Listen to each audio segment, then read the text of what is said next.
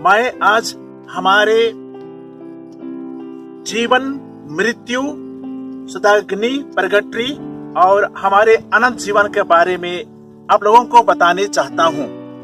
इसके पहले में मैं थेसलोनियंस चैप्टर 4 वर्सेस 14 को पढ़ने चाहता हूं। हम तो विश्वास करते हैं कि ईसा मार गए और फिर जी उठे। जो ईसा में विश्वास करते हुए मरे, ईश्वर उन्हें उसी तरह ईश्वर के साथ पुनर्जीवित कर देगा। प्रभु का वचन कितना महान है। हम सबों को दृढ़ विश्वास दिलाती है कि जो लोग प्रभु यीशु मसीह में विश्वास करते हुए मार गए हैं, उन लोग कदापि कभी नहीं मरेंगे। मेरे प्यारे माता पिताओं, भाइयों एवं बहनों, मृत्यु क्या चीज है? What is death? जब हम मरण के विषय में बात कहते हैं, चाहे सुनते हैं, तो हम सबों को डर लगता है। मरण एक मिस्ट्री है, रहस्य है, एक घटना है। It is a mystery and it is also an event जिसको हम लोग समझने नहीं सकते हैं। ईश्वर ने हर व्यक्ति को मां के गर्भ में आने के पहले ही चुन लिया है। Ezekiel chapter 1 verse 3। और हमारे बिना परमिशन के द्वारा से ईश्वर ने हम सबों को बनाया, और एक दिन ईश्वर हमारे बिना परमिशन के द्वारा से हमको दुनिया से उठा करके ले जाएगा। इस दुनिया में कोई भी बचने नहीं सकते हैं। अगर हम इस दुनिया में आया है, एक दिन हमको मरण को, मृत्यु को जवाब देना ही पड़ेगा। मरण एक रहस्य है, लेकिन मरने के बाद में हमारा जीवन कभी अंत नहीं होता है।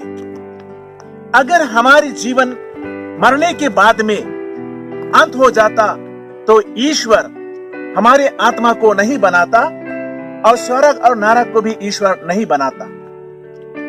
इस मरण का, इस मृत्यु का रहस्य को जानने के लिए हमारे पूर्वजों ने बहुत कोशिश किया। और जब कभी भी कोई व्यक्ति मर जाने के बाद में उन्होंने यही विश्वास करता था कि उन लोगों का शरीर और आत्मा जरूर एक दिन पुनरुत्थान होकर के कहीं ना कहीं निवास करेगा। परंतु हम देखते हैं, बाइबल हम सबों को स्पष्ट रूप से बताती है कि मरने के बाद में हमारा जीवन का कंडीशन, इसका परिस्थिति क्या है और कहां जाता है। हमारे शरीर को, हमारे आत्मा को ईश्वर ने बनाया है। जेनेसिस चैप्टर 2 वर्स 7 में हम पढ़ते हैं, ईश्वर ने मिट्टी से मनुष्य को गढ़ा और उसमें अपना ही आत्मा, अपना ही सांस को फूंक दी, और उसी क्षण मनुष्य ने एक जीवित तत्व बन गया। इसी प्रकार book of wisdom chapter 2 verse 23 में हम पढ़ते हैं कि ईश्वर ने मनुष्य को अमर बनाया। He made every human being immortal। परंतु अगर ईश्वर ने हम सबों को अमर बनाया है, विनाश बनाया है, तो कैसा मृत्यु इस दुनिया में आया? हम देखते हैं, जब आदम एवं पाप किया, जेनेसिस चैप्टर 3 वर्स 19 में ईश्वर ने कहा, तुम्हारा पाप का कारण से तुम मिट्टी हो और मिट्टी में परिवर्तन हो जाओगे। Book of wisdom from the Bible chapter 2 verse 24 में हम पढ़ते हैं, शैतान की ईर्ष्या के कारण ही मृत्यु इस दुनिया में प्रवेश किया। इसी को कन्फर्मेशन करने के लिए Saint Paul Romans chapter 5 verse 12 में कहते हैं, इस दुनिया में एक मनुष्य का कारण से पाप प्रवेश किया और पाप का रिजल्ट मरण हो गया, मृत्यु। Death is the result of sin. मेरे प्यारे माता पिताओं, हमारे मृत शरीर के विषय में सेंट पॉल हम सबों को क्या कहता है? मैं आप लोगों को फिलिपियंस चैप्टर 3 वर्स 21 को पढ़ करके सुना दे रहा हूं। यीशु हमारे तुच्छ शरीर को रूपांतर करेंगे और उससे अपने महिमामय शरीर के रूप बना देंगे। कितना सुंदर प्रभु का वचन है। इसी प्रकार book of wisdom chapter 3 verse 1 में हम पढ़ते हैं, मैं पढ़ करके सुना दे रहा हूं। धर्मियों की आत्मा ईश्वर के हाथों में है। मूर्ख लोग को ऐसा लगा कि वे मर गए हैं। वे उनका संसार में उठा ले जाने के बाद विपत्ति में भोग रहे हैं और सोचते थे हमारे बीच में चले जाने के बाद उनका सर्वनाश हो गया है। मेरे प्यारे माता पिताओं, मरने के बाद हमारा जीवन क्या है? What is our life after death? ये तो हमको सोचने की बात है। हमारे आत्मा को ईश्वर इमोर्टल बनाया है, कभी नष्ट करने नहीं सकेगा। Either we enjoy eternal happiness or eternal unhappiness. प्रभु ईश्वर हमारे आत्मा को कभी नष्ट करने नहीं सकेगा, क्योंकि उसी के लिए ईश्वर स्वर्ग और नरक को बनाया है। मेरे प्यारे दोस्तों, हम बहुत बार सुने हैं कि कोई व्यक्ति मरने के बाद में लोग कहते हैं या तो वो नरक चला गया, नहीं तो स्वर्ग चला गया। लेकिन कैथोलिक चर्च हम सबों को और एक सुंदर शिक्षा देती है, जिसको हम कहते हैं स्वर्ग अग्नि अथवा purgatory. It is a state of life. जीवन का एक स्थिति है जहां आत्मा के लिए प्यूरिफिकेशन का दरकार होता है। और सेंट पॉल हम सबों को कहता है कि फर्स्ट थेसलोनियंस में कि हमको पवित्र होना चाहिए, हमको कुछ आरोप होना नहीं चाहिए और कुछ दोषी होना नहीं चाहिए। फिर हम पढ़ते हैं रिविलेशन चैप्टर 21 वर्स 27 में कि nothing unclean will enter heaven. ये बाइबल के वचन है। कोई अपवित्र वस्तु प्रवेश और कोई ऐसा व्यक्ति जो घृणित काम करता है, झूठ बोलता है, वो स्वर्ग में प्रवेश करने के लिए नहीं सकेंगे। मेरे प्यारे भाई एवं बहनों, ये जो हमारी आत्मा जो स्वर्ग में नहीं पहुंचती है, नरक में भी नहीं पहुंचती है, वो एक ऐसा स्थान है जो कैथोलिक चर्च का टीचिंग है बाइबल के अनुसार। ये हमको बाइबल में ही मिलती है। हम सबों को सोचना नहीं चाहिए कि हमारे अशुद्ध आत्मा एक जगह इकट्ठा हो करके उस दिन का इंतजार कर रहा है जो स्वर्ग में पहुंचेगी। ऐसा नहीं है। When does this purification begin? कब ये आत्मा का शुद्धिकरण प्रक्रिया शुरू होती है? ये जो प्यूरिफिकेशन शुद्धिकरण इसी दुनिया से शुरू होता है। The very fact that we are born, मरने के बाद में भी हमारे वो आत्मा का शुद्धिकरण शुरू हो जाती है। मेरे प्यारे भाई एवं बहनों, क्या बाइबल बताती है कि किसी व्यक्ति मरने के बाद में उसके लिए हमको प्रार्थना करना चाहिए? जरूर।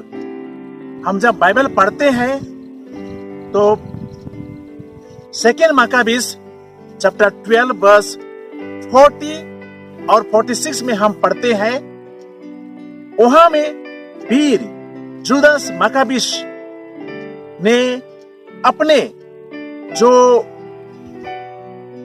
सोल्जर्स थे, जो सिपाही थे, मार गए थे, उन लोगों का पाप का प्रायश्चित के लिए उन्होंने रुपया पैसा जमा किया और जेरूशलेम मंदिर में पहुंचा दिया।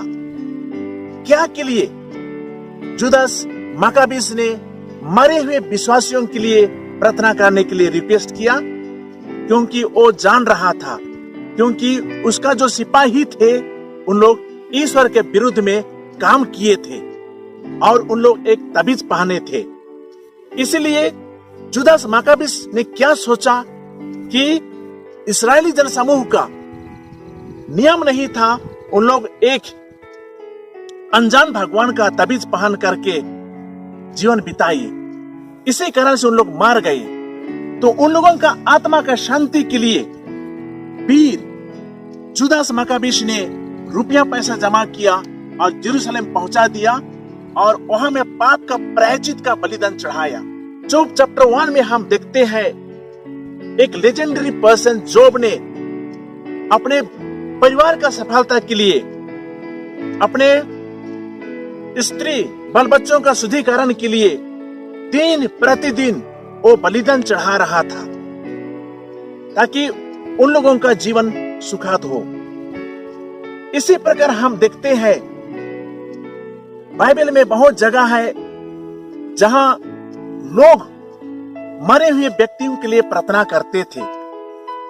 जब कैथोलिक चर्च हम सबों को परगटरी के विषय में बताती है, सोलर अग्नि के बारे में बताती है, वो एक शिक्षा है, क्योंकि परगटरी के विषय में बाइबल में मिल जाता है जहां लोग के लिए हम लोग प्रार्थना करते हैं जो आत्मा अभी तक स्वर्ग में नहीं पहुंची है। क्या हम मरे हुए मृत विश्वासियों के लिए प्रार्थना कर सकते हैं? जरूर, हमारा कर्तव्य है। हम कैथोलिक लोग विश्वास करते हैं धर्मियों के संबंध, communion of all the saints. हमारे मृत विश्वासियों के साथ में हमारा घनिष्ठ संबंध है। जो मर गए हैं उन लोगों का साथ में, और जो स्वर्ग में ईश्वर का दर्शन कर रहे हैं उन लोगों का, और हम जो जीवित व्यक्ति इस पृथ्वी में है, हमारा संबंध है।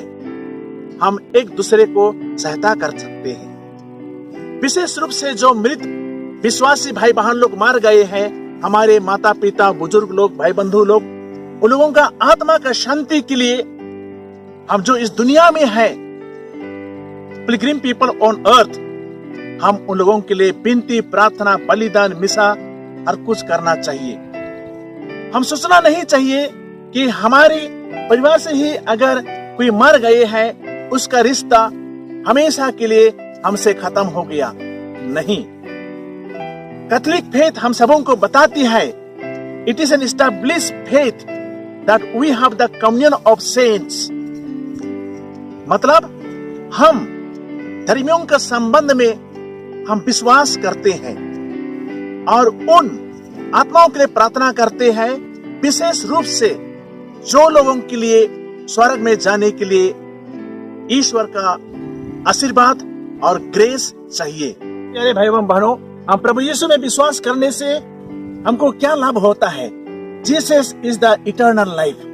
हम बाइबल में पढ़ते हैं 1 जॉन चैप्टर 3 वर्स 2 में, हम उसके सदृश बन जाएंगे और उससे दिखेंगे जैसा वह वास्तव में है। 2 तिमोथी चैप्टर 2 वर्स 11 में बाइबल हम सबों को बताती है, यदि हम उसके साथ मर गए हैं तो हम उसके साथ जीवन भी प्राप्त करेंगे। विशेष रूप से हम क्रिश्चियन लोग, जिसको मैंने बताया स्वदक अग्नि, परगटरी एक ऐसा जगह है, ऐसा कंडीशन ऑफ द सोल है जिसके लिए हम लोग बहुत तपस्या, विनती, प्रार्थना करना चाहिए, क्योंकि उन लोग ईश्वर का दर्शन का प्रतीक्षा कर रहे हैं। अर्ली चर्च का क्रिश्चियन लोग भी मरे हुए विश्वासियों के लिए प्रार्थना करते थे। Saint Paul and Peter pray for us. Souls in purgatory हम सबों के लिए अंधविश्वास नहीं है। हम देखते हैं कैथोलिक चर्च के महान संत लोग भी परगेटरी स्वदक अग्नि के बारे में बताते हैं, जहां हमारी आत्मा का शुद्धिकरण होता है, प्यूरिफिकेशन होते हैं। इसलिए मेरे प्यारे भाई बहनों, परगेटरी स्वदक अग्नि एक अंधविश्वास नहीं है, जिसको कैथोलिक कलीसिया ने एक एस्टैब्लिश्ड फेथ, एक डॉक्ट्रिन का हिसाब में हम सबों को बता देती है। 1 कोरिन्थियंस चैप्टर 15 में सेंट पॉल कहता है, मृत्यु कहाँ है तुम्हारा विजय? मृत्यु कहाँ है तुम्हारा वंश? Death, where is your victory? Death, where is your sting? यही हमारा विश्वास होना है।